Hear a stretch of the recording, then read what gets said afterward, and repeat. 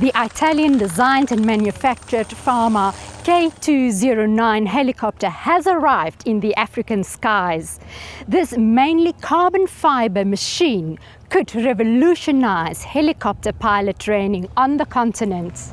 The K209 sports the latest technology. The FAMA K209 is an all-composite carbon fiber constructed helicopter with a turbine engine and a full EFIS glass cockpit, which is very unique in the light helicopter industry. The systems you find in this helicopter are generally reserved for bigger machines, more expensive helicopters. Normally we charge about 3,000 Rand to train on an R22.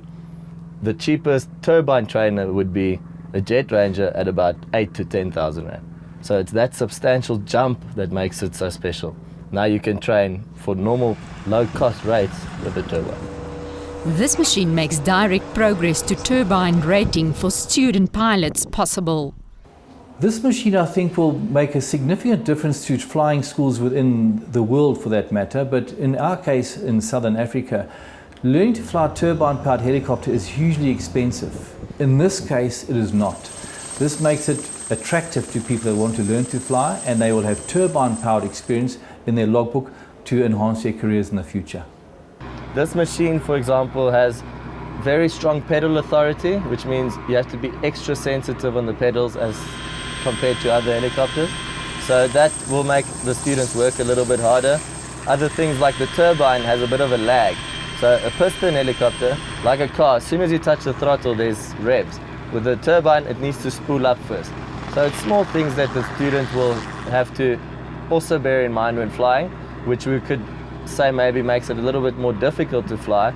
But in his career, 90% of his real jobs are going to be on turbine machines, and he's going to need to deal with those factors anyway. I chose the FAMA because it's the cheapest helicopter thus far in South Africa, and although it's non-type certified, the hours do count and for your commercial turbine time, and so I need the turbine hours to progress further up the ladder. But how does it perform? The machine has quite a lot of performance in comparison with an R22, for example. First reason being it's lighter and has more power. So out here in South Africa, where you can see it's very hot and we're quite high, the air is very thin, it helps us like that.